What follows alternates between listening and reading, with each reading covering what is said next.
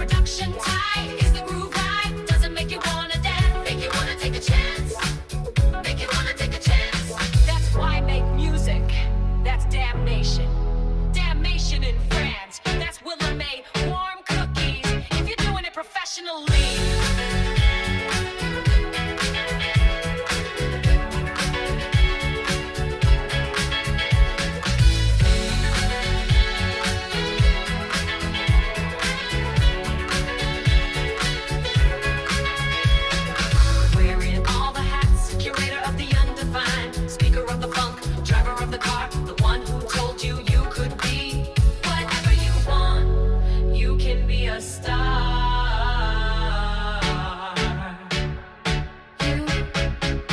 Talking to you. WDN. Willa May. ThinkTimm. Damnation. We are talking to you. Peace and be wild.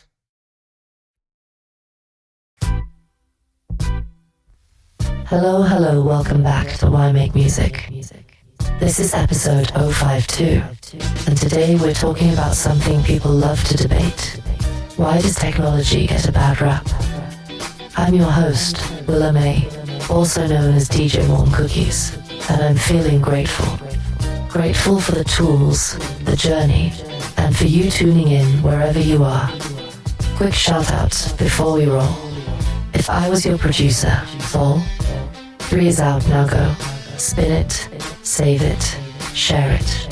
The train is very much moving, we're already deep into volume 18 and still rolling forward. Massive love to Code 3 Records for their steady guidance and support behind the scenes. You all keep us organized, metadata right, and the music flowing to the right ears. So why does technology get a bad rap? Every era has its oh moment. Drum machines replacing drummers. Samplers replacing musicians. DAWs replacing studios. Now it's AI replacing creativity. If you listen closely, the chorus is the same. Fear of losing the human part. Here's my take after living the analog to digital shift. Tech doesn't erase the human tech, extends the human. It solves the old bottlenecks and introduces new creative choices. And if you create from a true place, the soul gets through no matter the tool. Picture a house where music is normal as air. Live instruments everywhere, electric guitars and bass, a Hohner organ, full drum kit, percussion, amps, mics, speakers, and always something playing. Radio, reel-to-reel, vinyl, 8-tracks, cassettes, and later CDs. That's the stew I grew up in learning by osmosis. How songs are built, how parts interlock, how dynamics breathe. But one person only has 2 hands.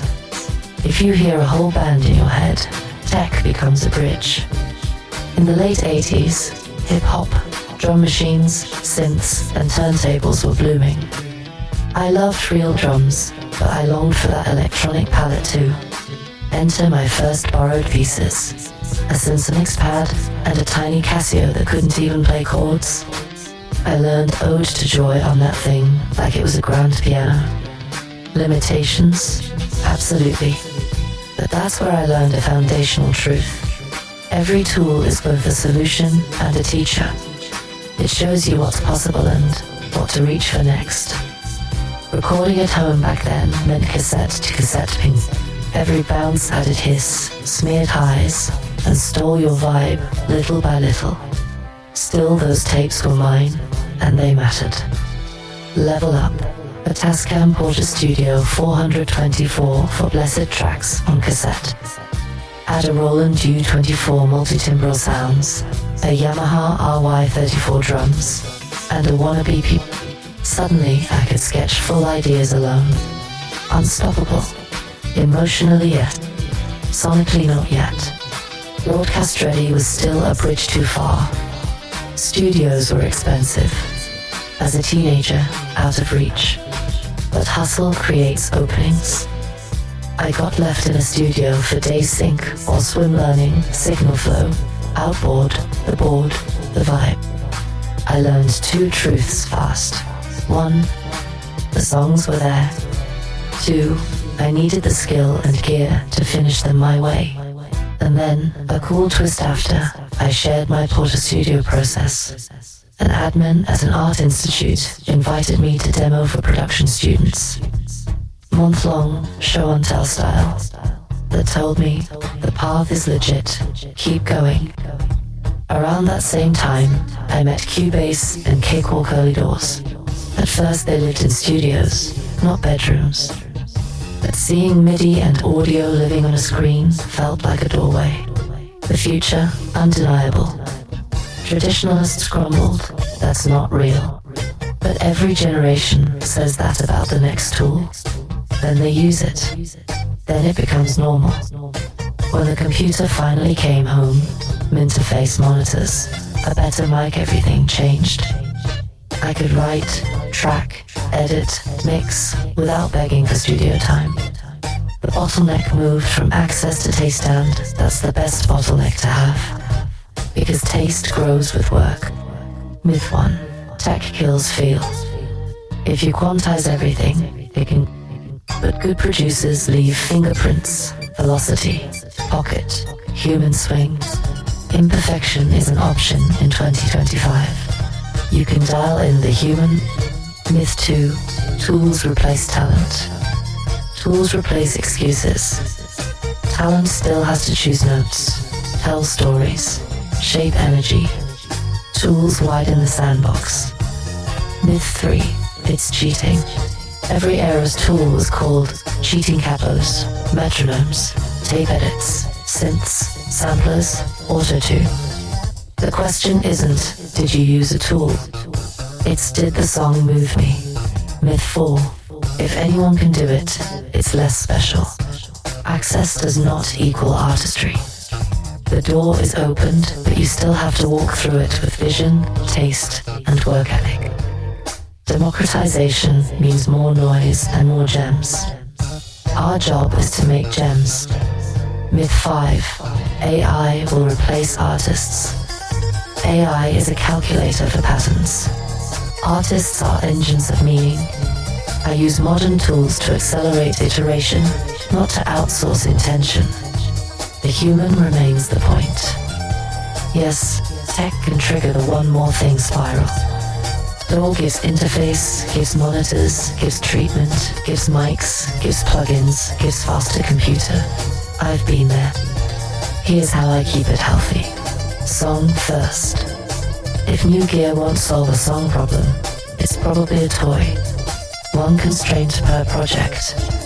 A single drum kit, one synth, one saturation flavor. Finish more, tweak less. Momentum over... Limitations used to be forced. Now they are chosen. Choose well. Let me bring it home. Without this tech arc, there's no way I'm independently producing radio and broadcast-ready music at the scale I do today. The If I Was Your Producer series exists because the studio now travels with mine, a laptop, in a workflow, in a discipline. Ball. 3 is a marker of that progress arrangement choices I used to dream of. I can now deliver. And yes, we are actively building Vol. 18 as we speak. The pipeline is real, the music is rolling, and the creativity feels renewed, not depleted. Also Code 3 Records, salute. From metadata hygiene to playlist placement and synchrony organization, you keep the back end tight, so the front end can fly. That's what partnership looks like. Quick hits you can use this week. 1. Pick a DAW and marry it for 90 days. Depth beats hopping. 2. Template your session. Tracks pre-routed.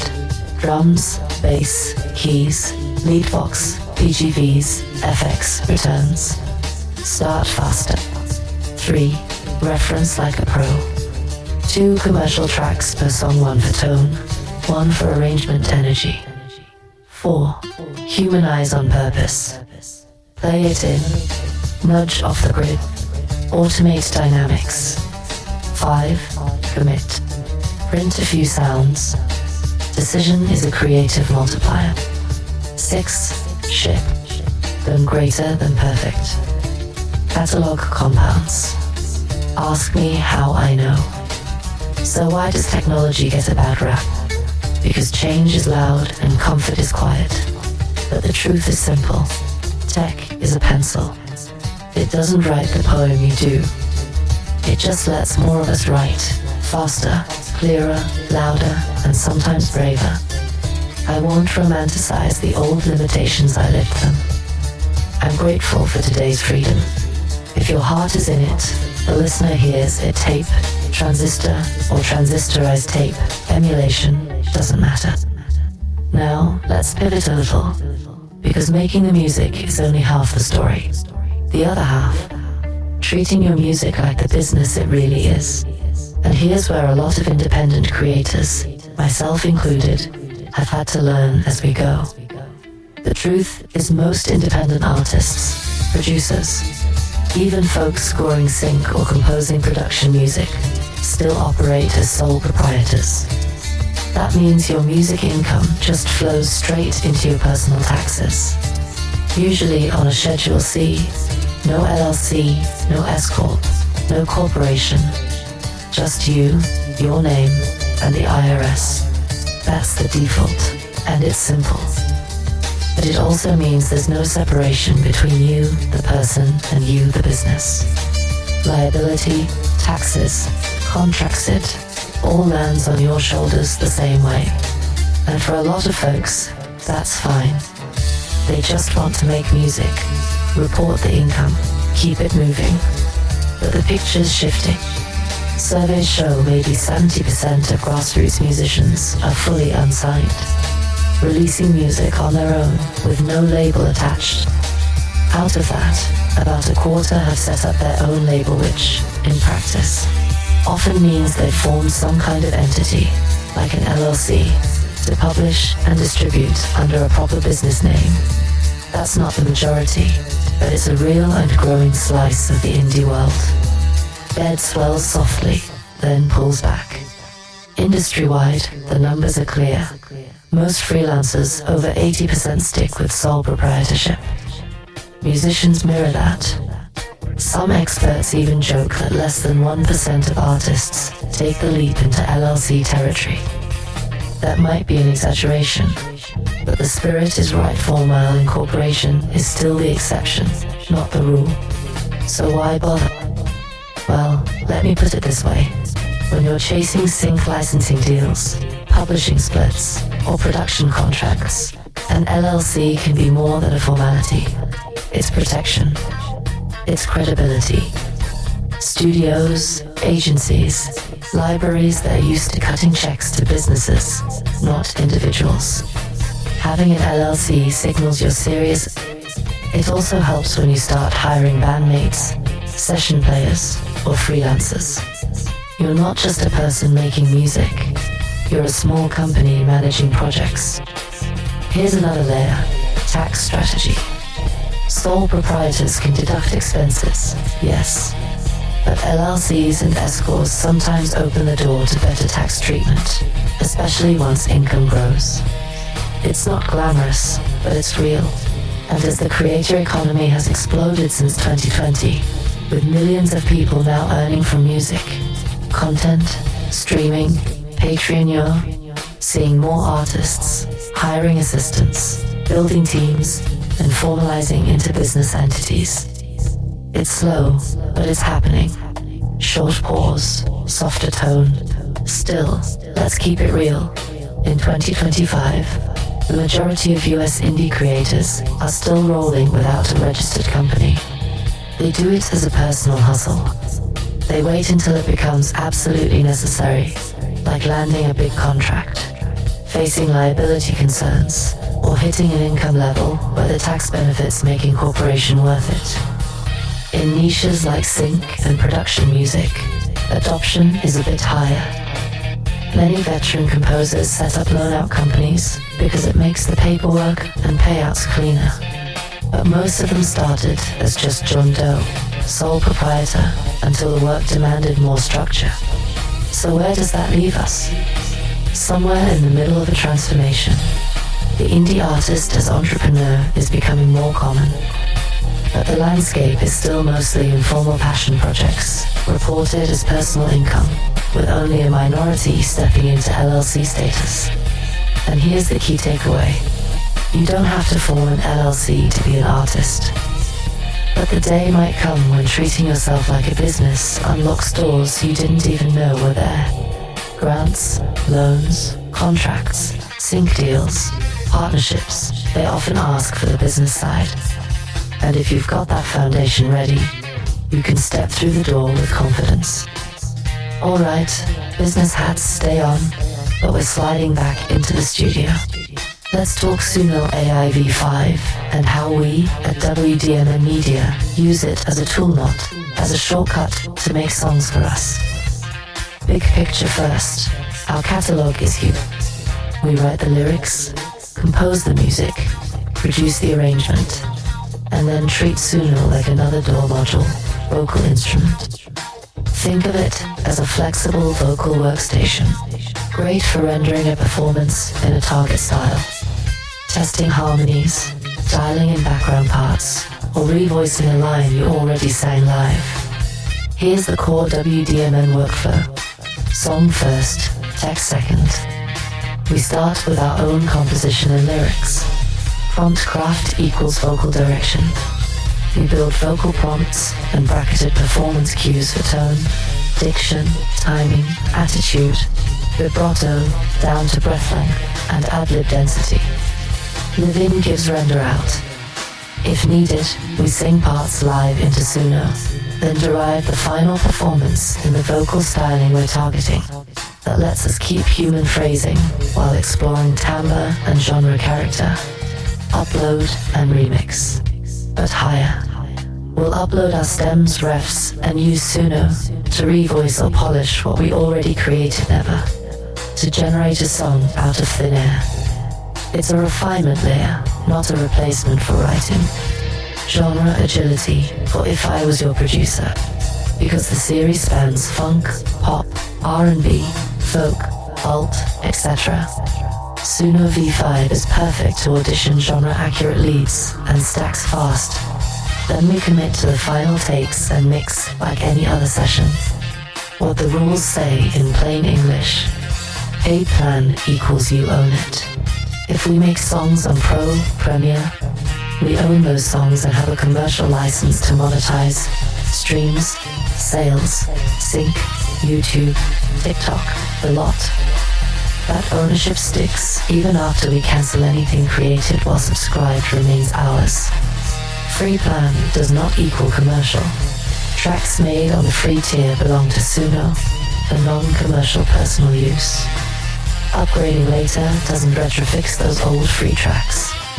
We avoid this by keeping all production on the paid plan. Human authorship matters. Purely AI-made works can be messy for copyright. But our lyrics and composition are human-created, so those are copyright.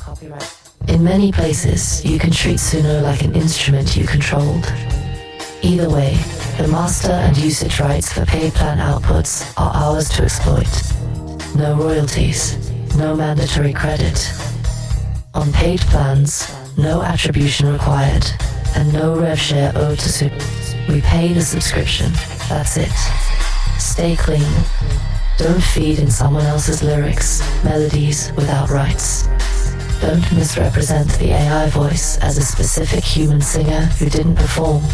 And don't use outputs to train another model or build a competing service. How we produce vocals in Suno, the WDMN recipe. Write like a producer. We script lead lines and backgrounds without house formatting. Plain text equals normal lyrics. Brackets equals vocal cues and instructions. Style, emotion, timing, parentheses equals background vocals. Ad-libs prompt the performance. Example cue. Confident, intimate chest voice.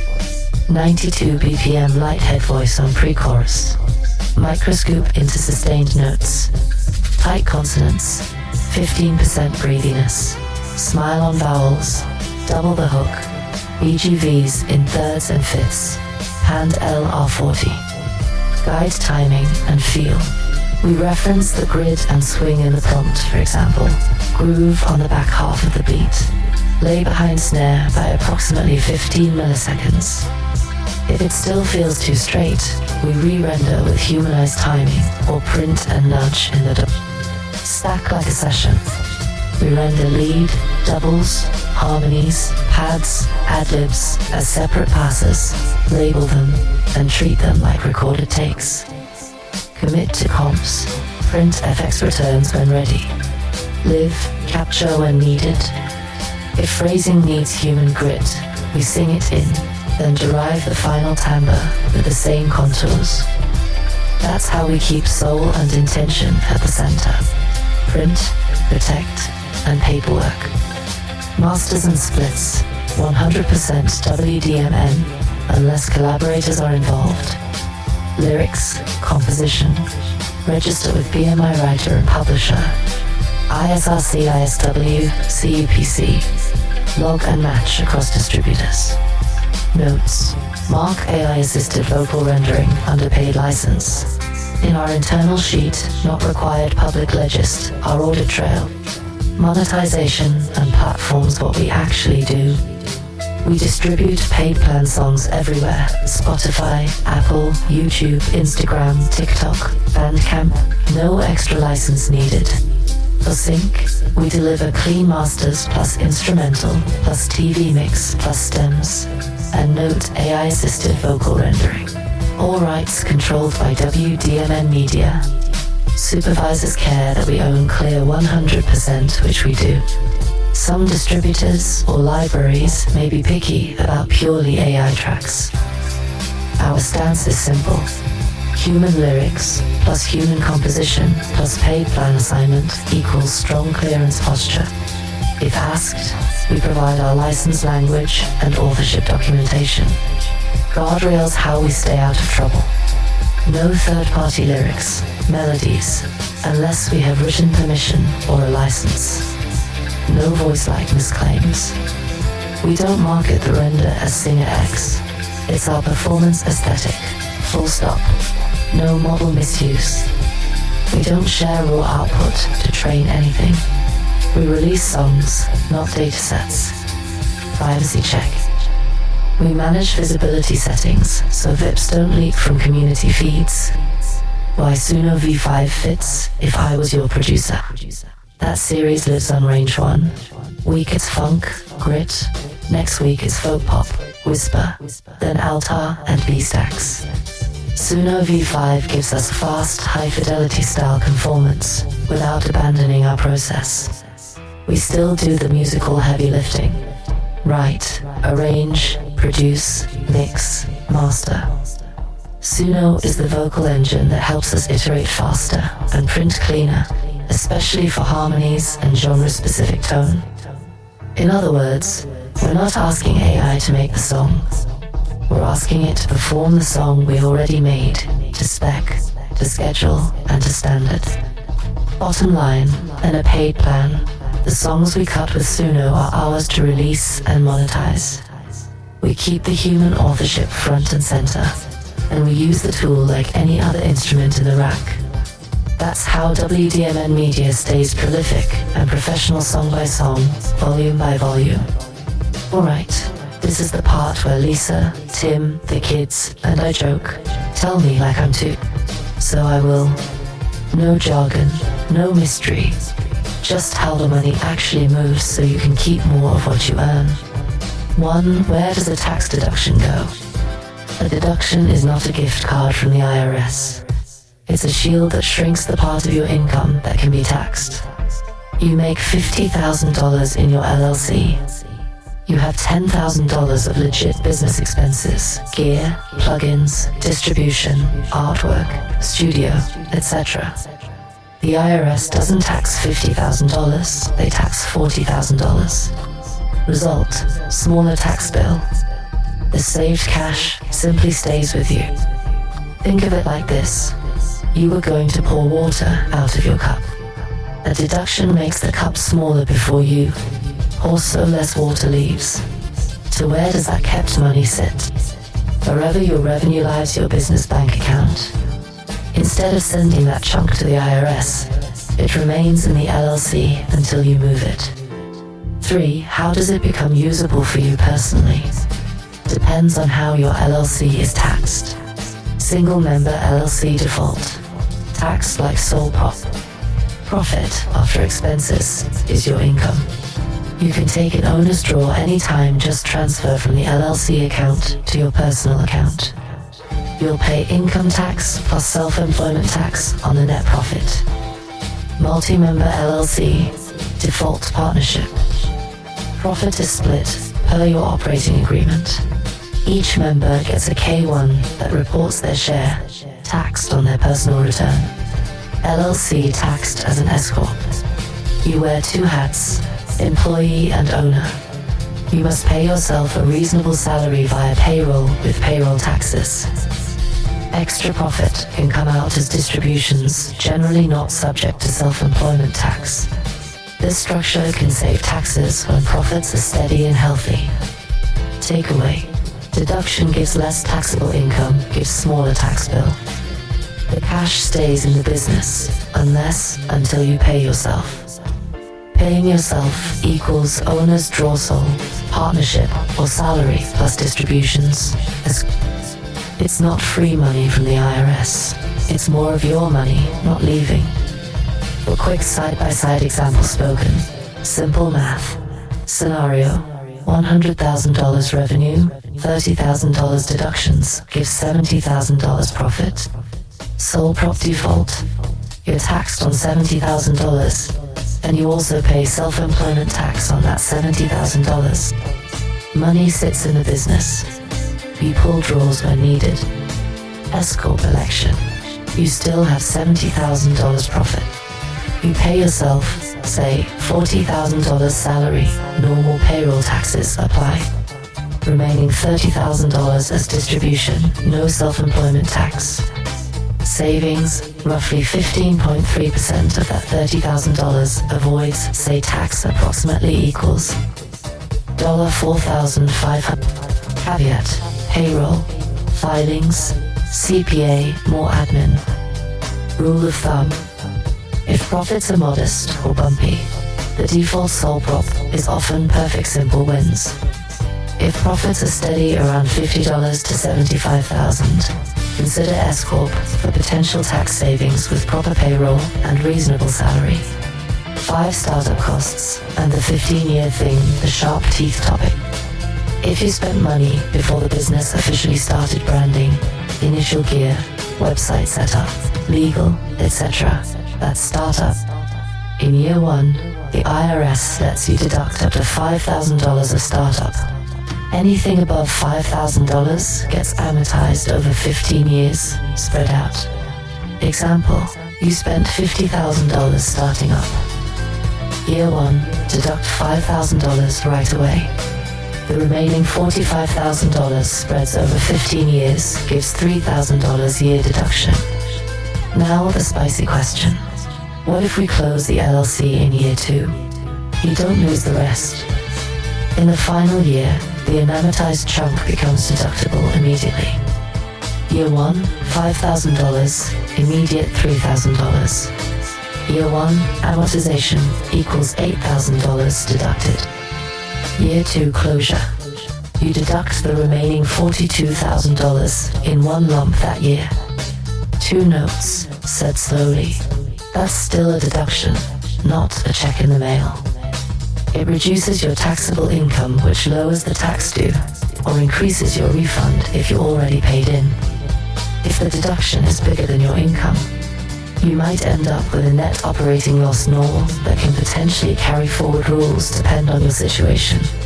If you later open a new LLC, you can't roll those old startup costs to the new one. They belonged to the dissolved entity. Beat breath. Keep tone kind. 6 real worlds tell me like I'm to recap. Deductions are umbrellas. They don't give you money.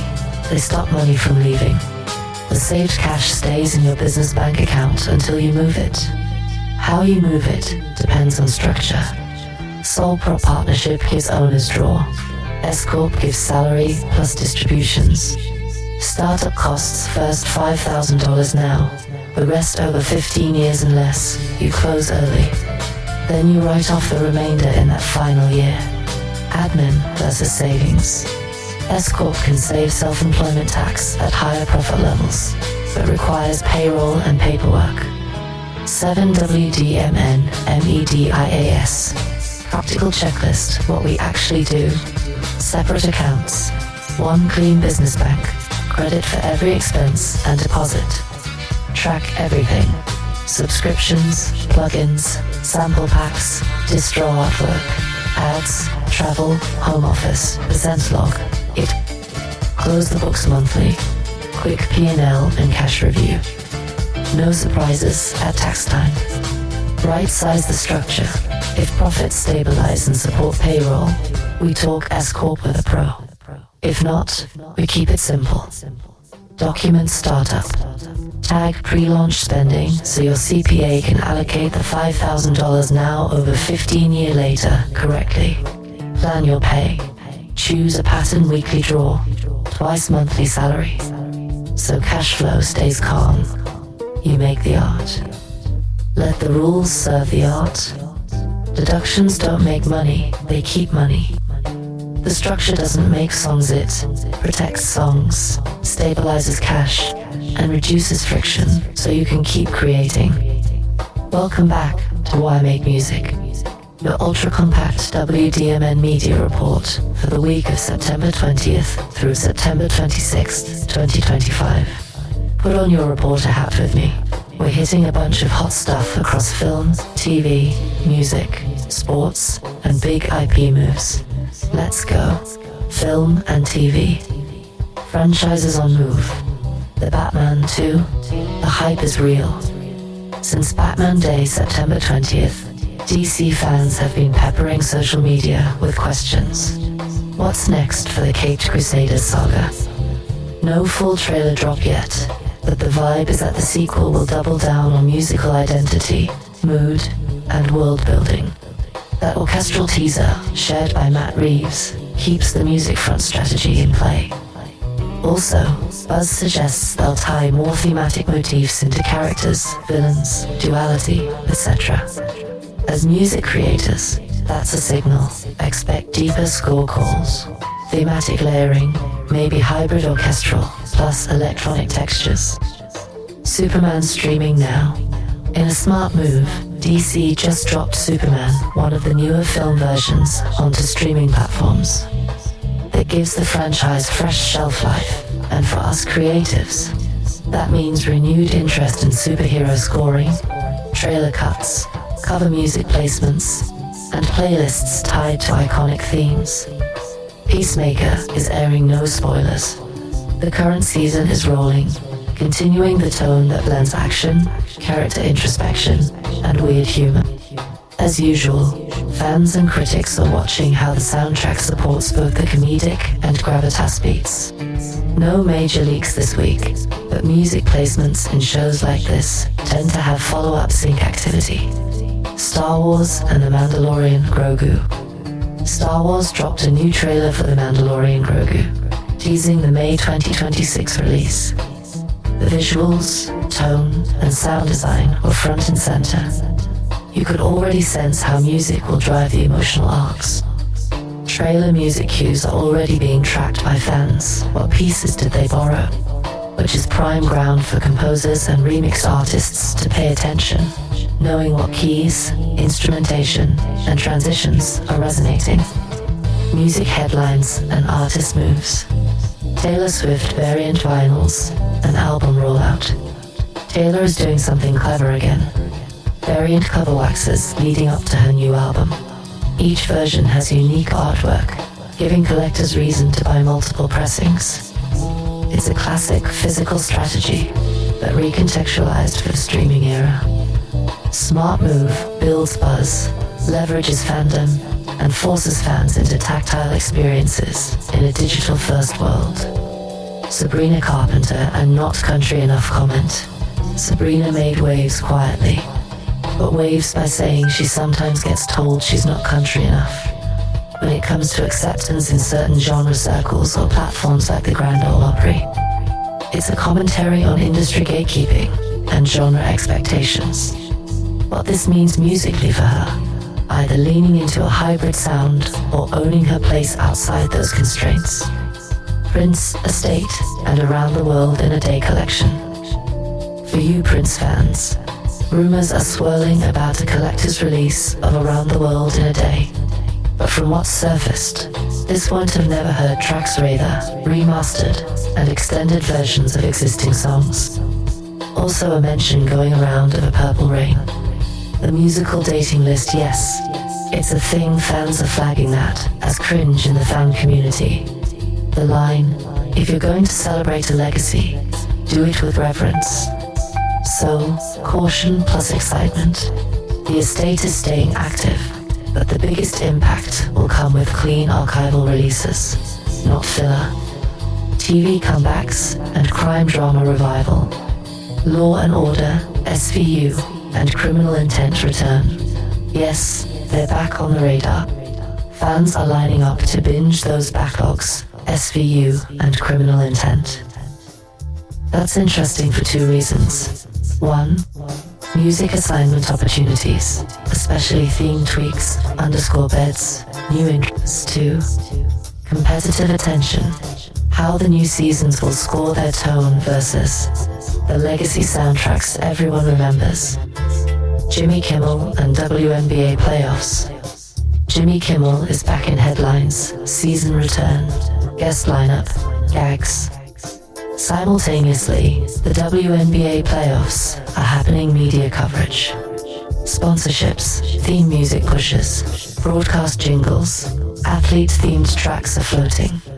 It's a good time to monitor which songs get plugged into game broadcasts, highlights, promos, sports and entertainment collision.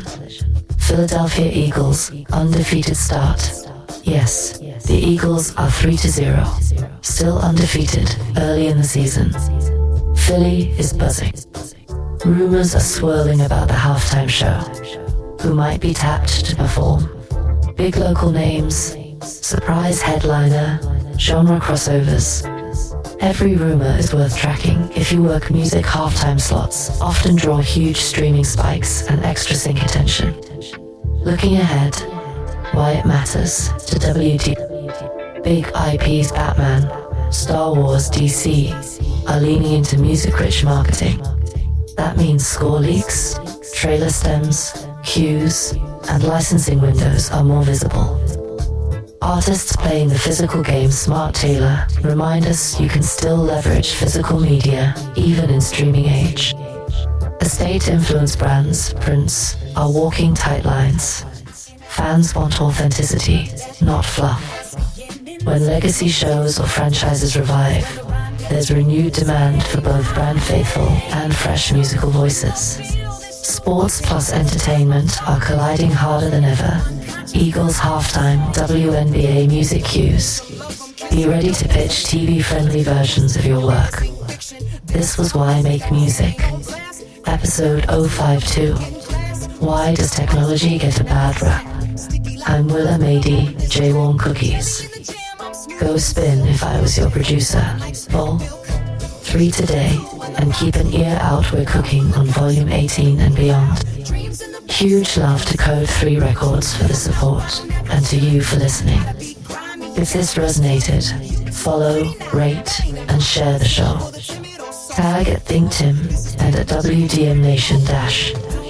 Tell us what tools changed your process and what you want. Until next Friday, stay curious, stay kind, and keep making music. The tech is here to help. The soul, that's all you.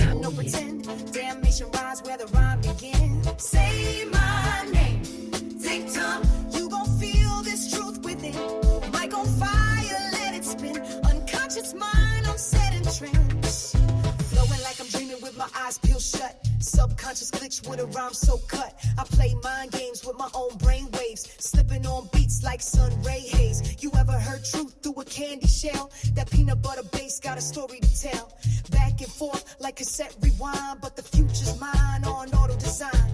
Let you go, I ain't even hold tight. Still you wanna play, come dance in the light. ThinkTimm in the mirror, no disguise. You blink and I'm here, surprise, surprise. A nation of one with the WDMN media mutant. I don't follow them. Say my name like you channel the flame. I'm not just real, I'm the glitch in the game.